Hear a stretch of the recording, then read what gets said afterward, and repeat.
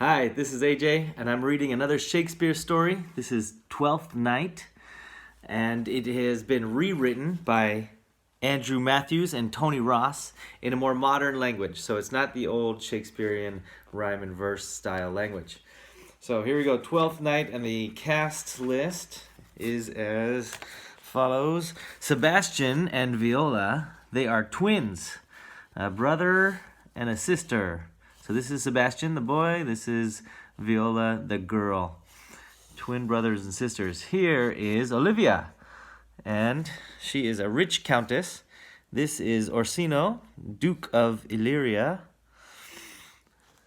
This is Malvolio, a steward to Olivia, the rich countess. This is Sir Toby Belch, the uncle to Olivia, the rich countess. This is Sir Andrew Aguecheek, friend to Sir Toby, who's the uncle to Olivia. And this is a sailor. All right, we are in coastal Illyria, 15th century. Sebastian and his twin sister Viola were as alike as two raindrops. They had the same light brown hair, bright blue eyes, and winning smiles. Sometimes, when they were children, Viola used to borrow Sebastian's clothes and to pretend to be him, which confused everybody. There they are. They're looking at each other close because they're good friends as well as brothers and sisters. The twins grew up together, were taught together, and they almost died together. That was on the day the ship in which they were traveling foundered on a treacherous reef and sank. Viola saved herself by clinging to Sebastian's clothes trunk and was washed up on the coast of Illyria. Yikes. There's their ship sinking. Here's Sebastian swimming this way. Here's Viola on the chest, floating away. As she was a practical, quick-thinking person, Viola decided she would be safer if she disguised herself as a young man. So she tied up her hair, dressed in clothes that she took from her brother's trunk, and called herself Cesario. She prayed that Sebastian had survived the shipwreck, and for 3 days she sought news of him, but then her money ran out. So, still disguised as Cesario, she found a job as a page to Duke Orsino, ruler of Illyria. Orsino was delighted with his new page, and before long, Viola had won his confidence, and he had won her heart. The Duke was tall, dark, handsome, rich, and popular with his people, and yet he was not content. He moped about his palace during the day, and in the evening listened to troubadours singing sad songs. He never laughed and hardly ever smiled.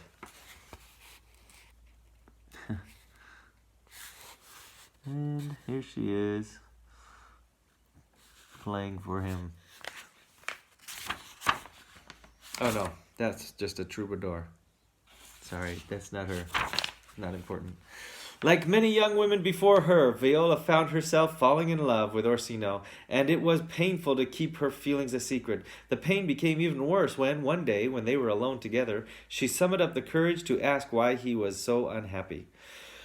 "Because I am suffering from the worst sickness in the world, love," Orsino replied.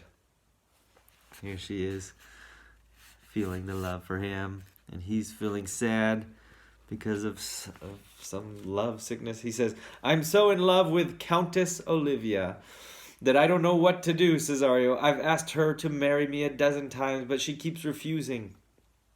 "She must be mad," said Viola. If I were a woman, I would marry you at once, my lord." Yeah. She's pretending to be a boy, and she almost gave it away. She would marry him. Orsino sighed. Then suddenly he had an idea that seemed so brilliant that for a moment he looked almost happy. "You know, Cesario, I think you could gain Olivia's trust as quickly as you have gained mine," he said thoughtfully. "Go and see her today. Tell her that if she won't marry me, I'll waste away and die." So dramatic. "Me, my lord," gulped Viola. Orsino placed his hand on Viola's shoulder. "You're my last hope. So I must try and persuade Countess Olivia to marry the man I love, Viola thought ruefully. Why does life have to be so complicated? Though she did not realize it at that moment, Viola's life was about to become more complicated than she could possibly imagine. He said, "Ha ha! I have an idea." She said, "Me?"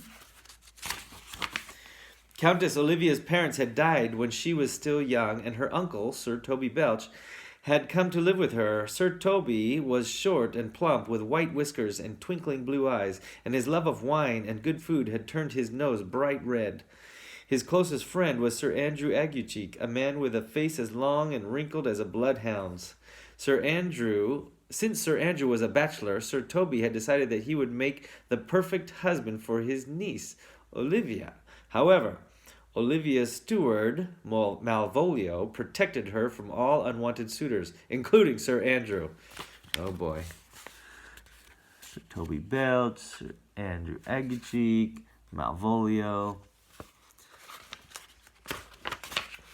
On the day that Orsino sent Viola to plead with Olivia, Sir Toby and Sir Andrew were plotting together in the library of Olivia's house. "If I could only be alone with her for 5 minutes," Sir Andrew grumbled. "But Malvolio will not let me see her. He won't even give her my letters. My niece has given him far too much control of her affairs, and it's gone to his head," grumbled Sir Tony. "Why, the other evening the scoundrel actually had the impudence to tell me that I drink too much."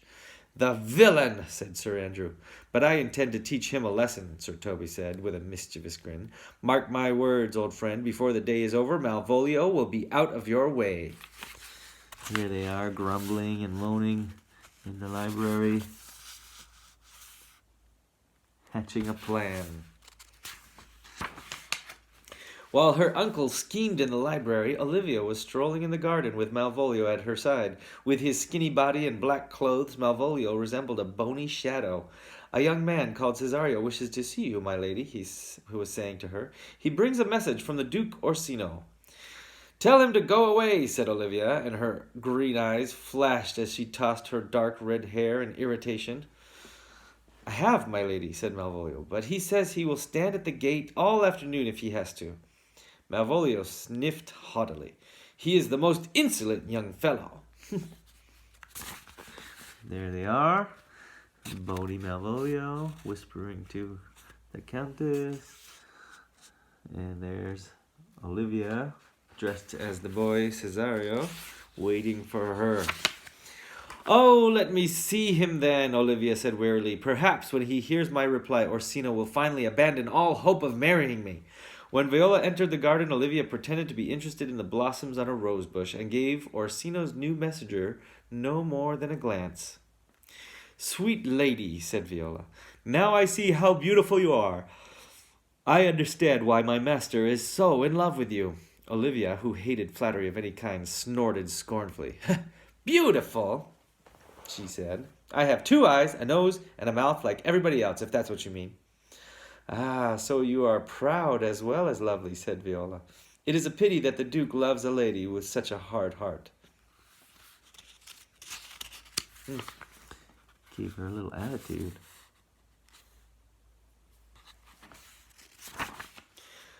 "Orsino doesn't really love me," Olivia declared. "He's just in love with the idea of being in love. Go and tell him I cannot make myself love him just because he wants me to." She looked up from the roses, and as she did so, she saw quite the most beautiful young man she had ever met.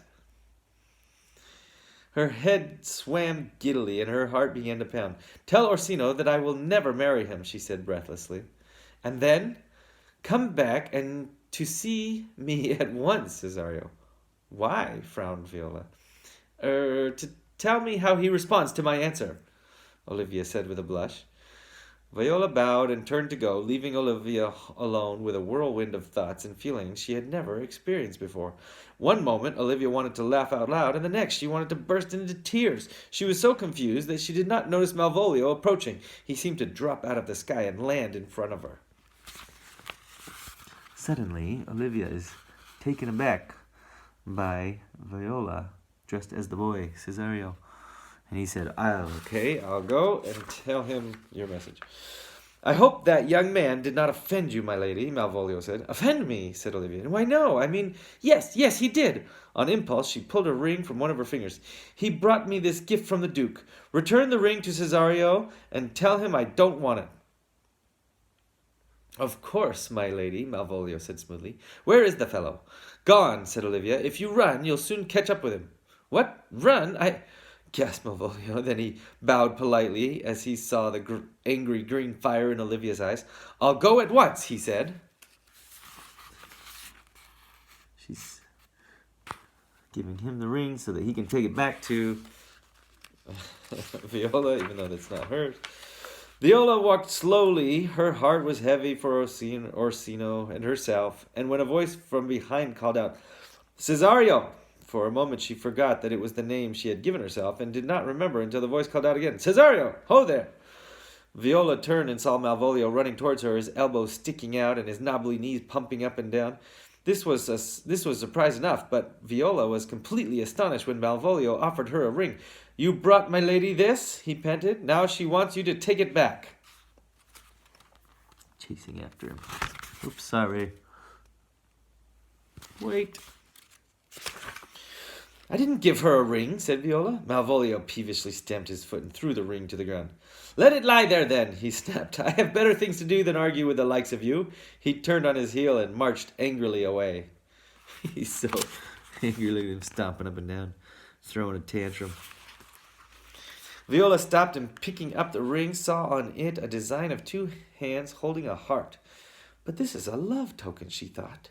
Young women don't send love tokens to other young women. The truth fell on her like an avalanche. Oh, no, she cried. Olivia thinks I'm a man, and she's fallen in love with me. Look at her. There's the ring. She said, what? Oh, no. Orsino was alone when Viola found him. He was singing a song about doomed lovers and how, no matter how brightly the sun shone, somewhere the rain was sure to be pouring down like tears. Viola waited until the song was over, and then told Orsino what Olivia had said.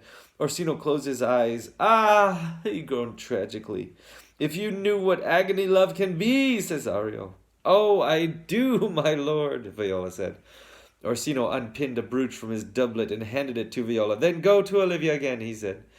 Give her this brooch and tell her that even though she will not be my wife, my love will last as long as the diamonds that are set into it. Oh, what is love? Give her this. Meanwhile, Malvolio had returned to the garden. Olivia was not there, but as he hurried towards the house to find her, he found a letter lying on the path and picked it up. Why, this is my lady's handwriting, Malvolio murmured. Since I am her steward, and her business is my business, it is my duty to read it. He was so interested in the letter that he failed to see Sir Toby and Sir Andrew hidden in a bank of laurel bushes nearby. Uh-oh. Here he is. He picks up the letter. He's going to read it. They're sneaking around. Sir Toby and Sir Andrew. To M, my dearest love, Malvolio read aloud. Though you are my servant, you are master of my heart. Be bold, and my hand is yours. If you love me, wear yellow tights cross-gartered as a secret sign. Malvolio clutched the letter to his bosom. Olivia loves me, he burbled. I must change into yellow tights at once. As soon as Malvolio was out of sight, the laurel bushes began to shake with laughter. I knew it would work, Sir Toby told Sir Andrew. I can imitate my niece's handwriting well enough to deceive anybody. Now all we have to do is... Hush, said Sir Andrew. Someone is coming. Olivia and Viola were deep in conversation. They stopped in front of a bank of laurel bushes, and Viola said, Then you have no new answer for the Duke?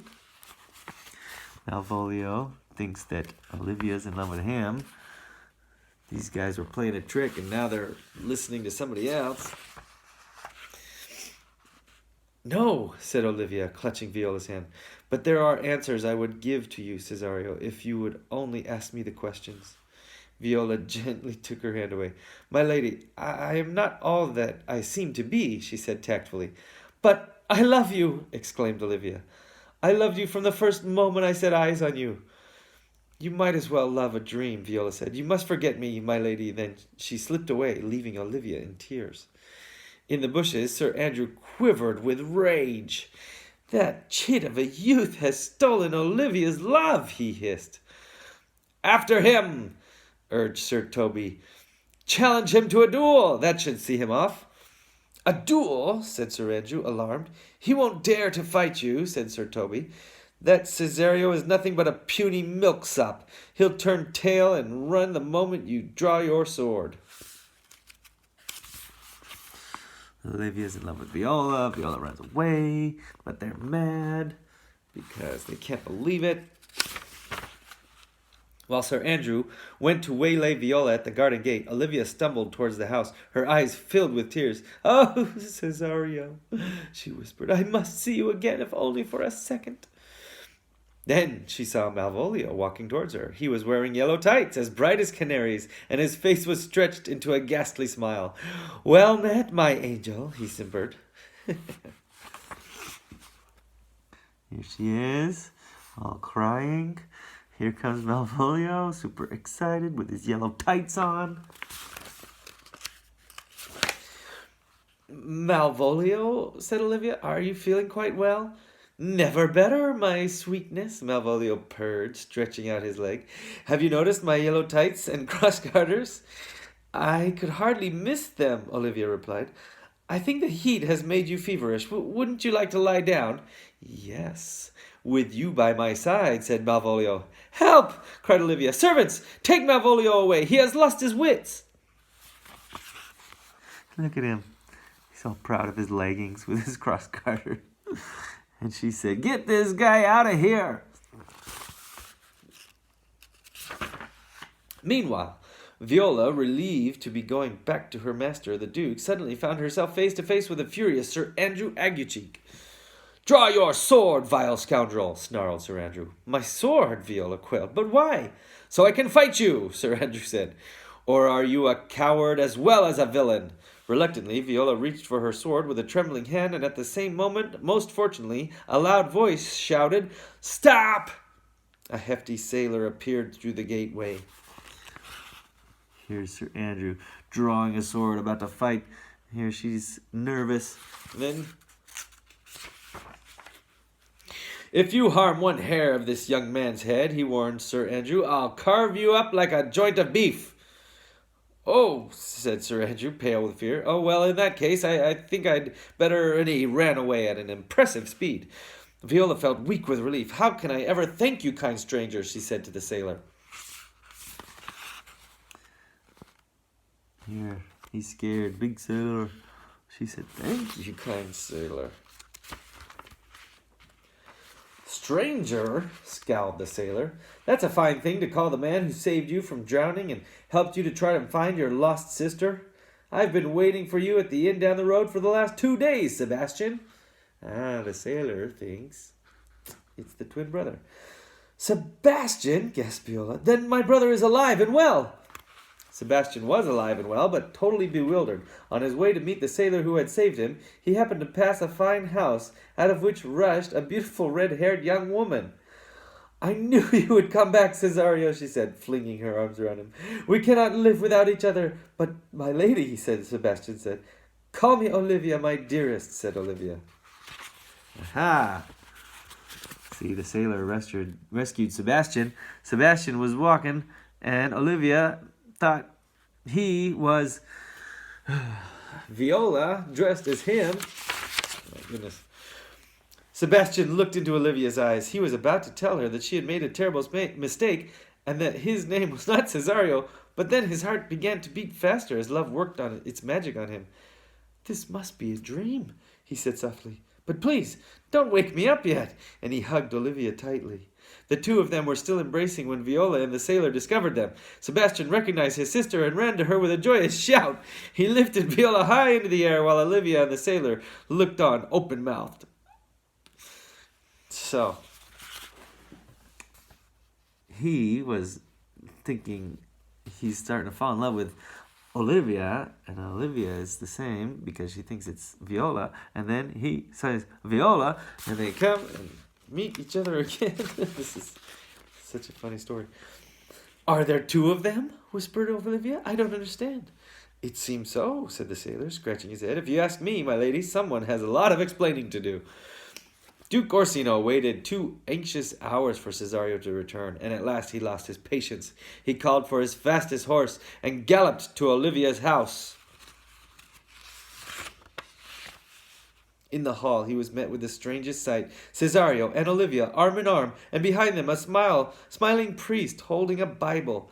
Cesario, Orsino thundered, release that lady. This is not Cesario, my lord, Olivia beamed. This is Sebastian, who will soon be my husband. If you seek the one you call Cesario, look behind you. Here he comes. There they are.